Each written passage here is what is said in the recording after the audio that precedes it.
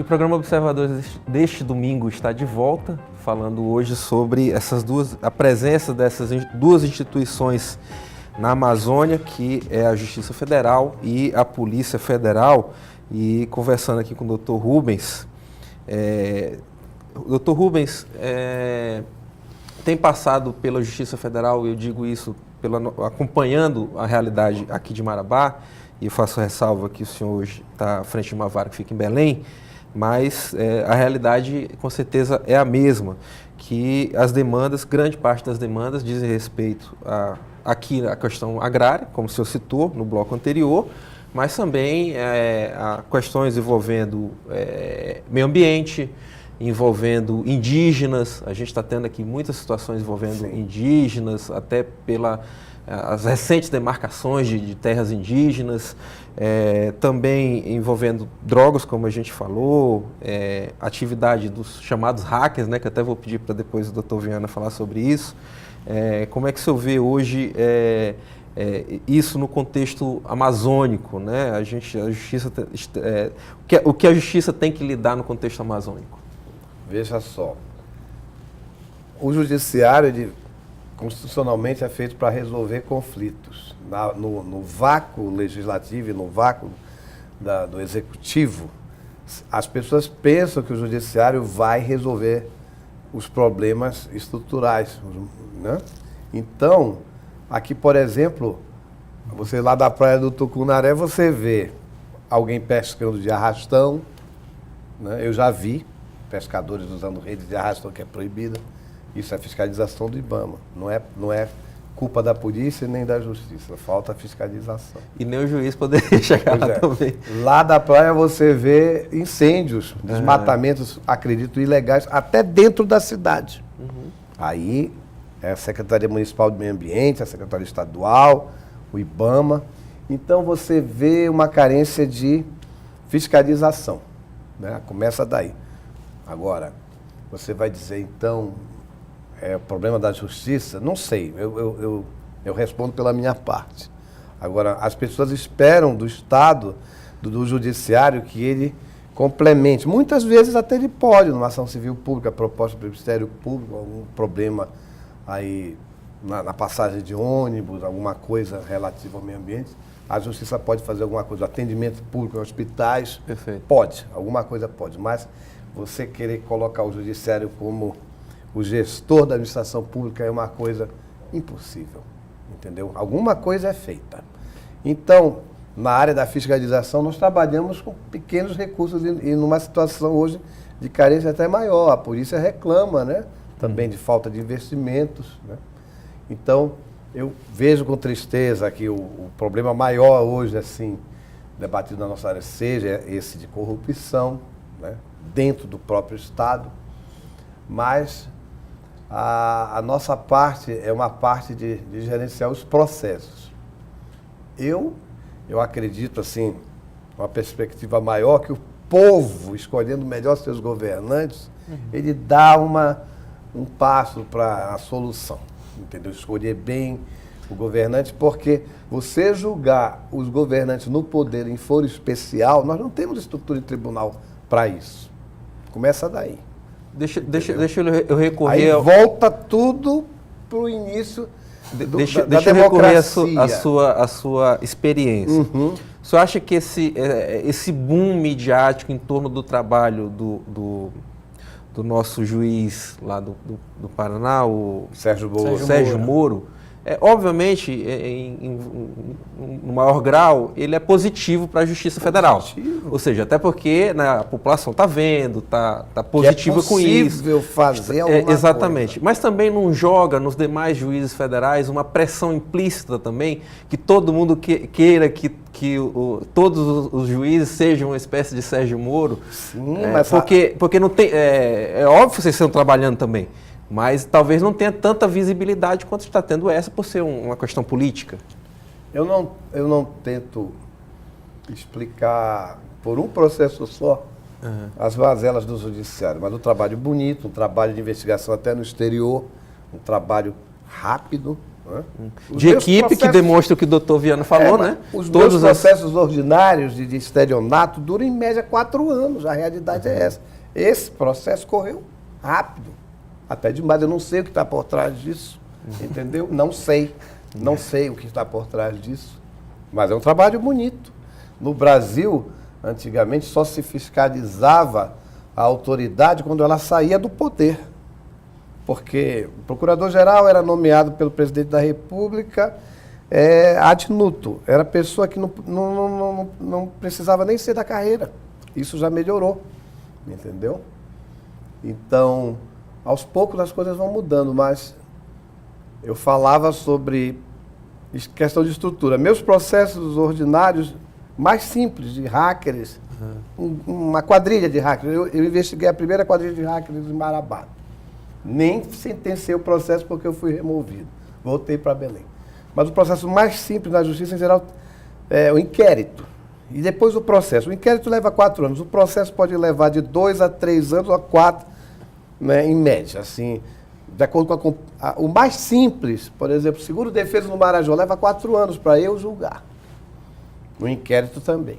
Porque ele tem prazos, ele exige precatórios para o interior que o juiz demora a cumprir, entendeu? Uma série de problemas. Testemunhas no interior. Então, problema estrutural. Quem dera que eu tivesse uma estrutura que se monta para certas ações. Eu não tenho, entendeu? Agora eu não sei o que está por trás disso. O senhor falou aí de seguro-defesa, eu pediria até que o doutor Viana falasse sobre isso.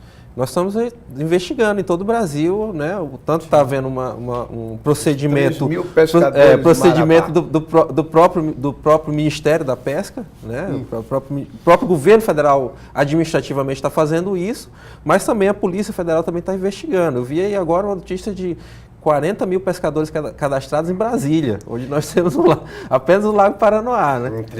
É assim, Patrick, a ideia é muito boa, né? É você dar ao pescador dignidade de se manter e de se sustentar durante aquele período em que a pesca é proibida. Acho que o grande problema são os desvios da ideia. Então, hoje, o que a gente vê? Pessoas que não são pescadoras, que não têm condição de se habilitar para fazer jus a um benefício dessa natureza, recebendo esse benefício. Isso tem um nome, isso é crime, isso é estelionato.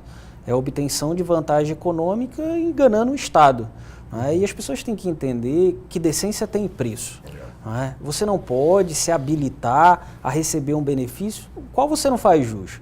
Sob pena daquele que de fato faz jus a esse benefício, ele ficar sem esse benefício. E muitas vezes a pessoa passa fome por isso. Porque justamente quem precisa é a pessoa de pouca instrução.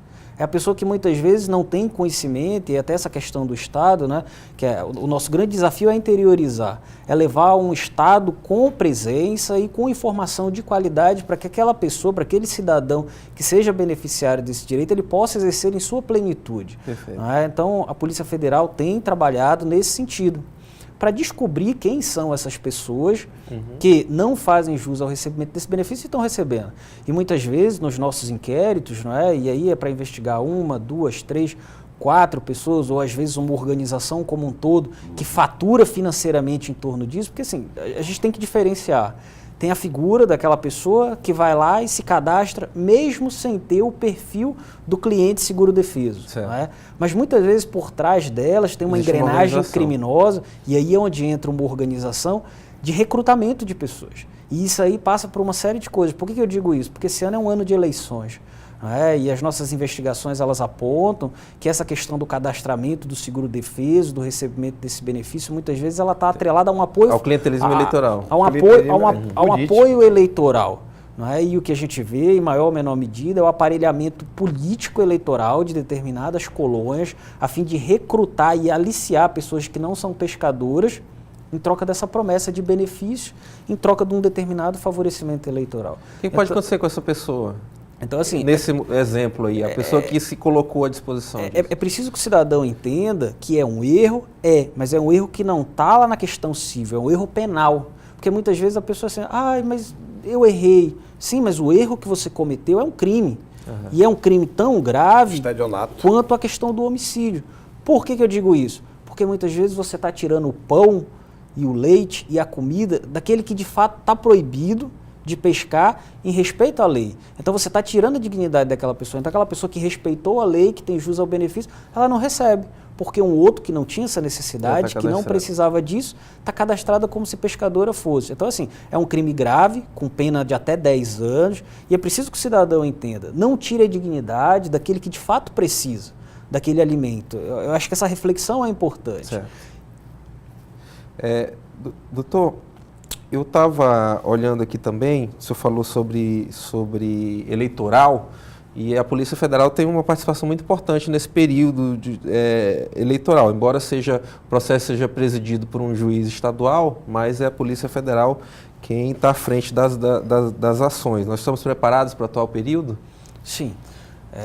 Essas são campanhas, vamos dizer, essa campanha em especial ela vai ser paradigmática, digamos assim, diferente de tudo pela questão da limitação do financiamento público de campanha. Mudanças que a gente teve, né? Essas mudanças legislativas que a gente teve são eleições municipais, são eleições que vão mexer ali diretamente com a vida da população envolvida na questão do voto.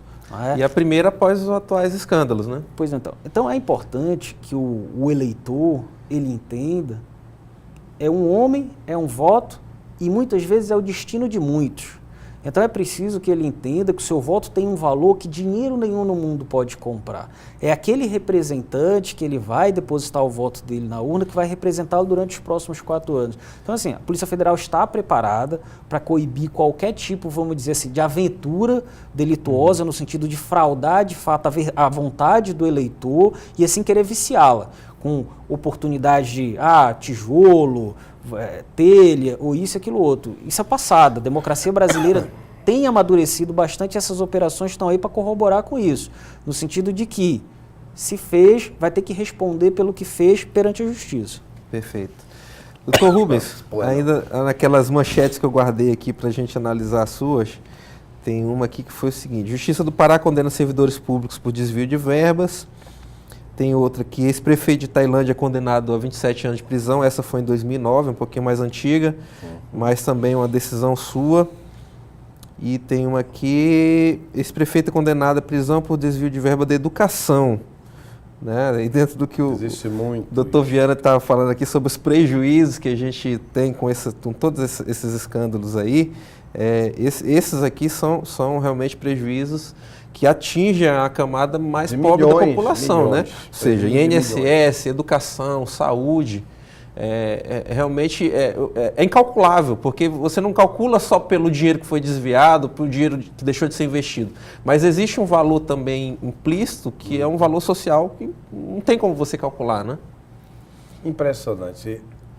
Eu digo que hoje o prefeito, assim, é diferente daquele prefeito do passado que colocava a mão no dinheiro e desviava e não tinha muito controle a respeito disso.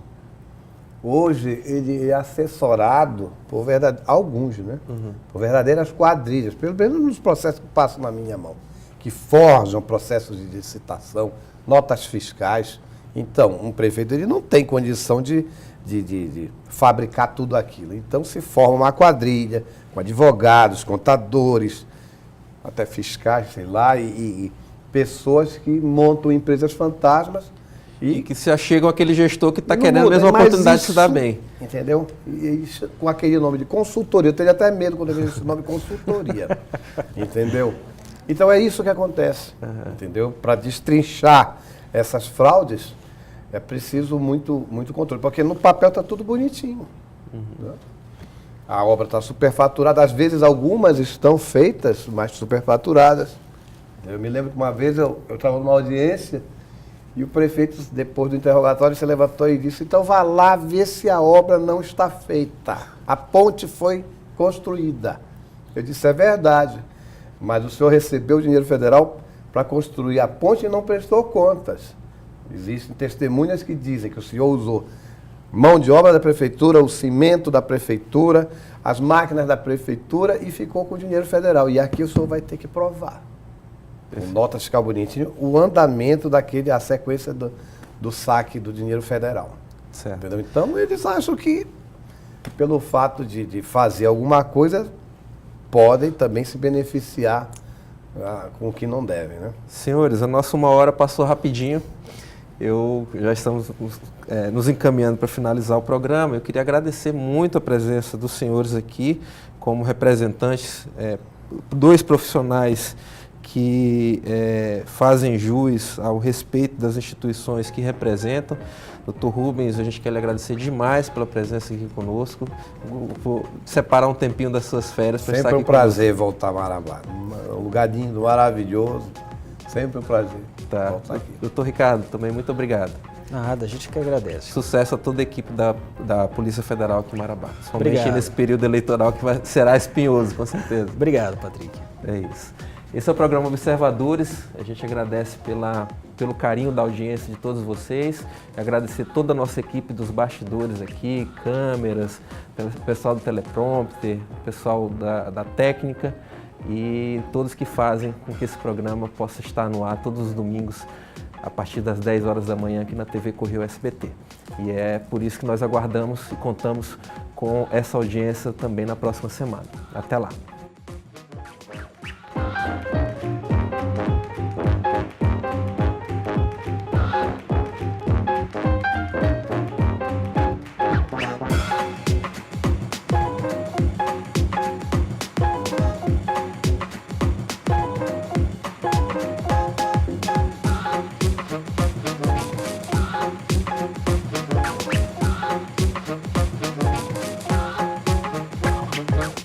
Programa Observadores. Oferecimento: Escola Técnica Imperador. Plante hoje o seu futuro. Matrículas abertas.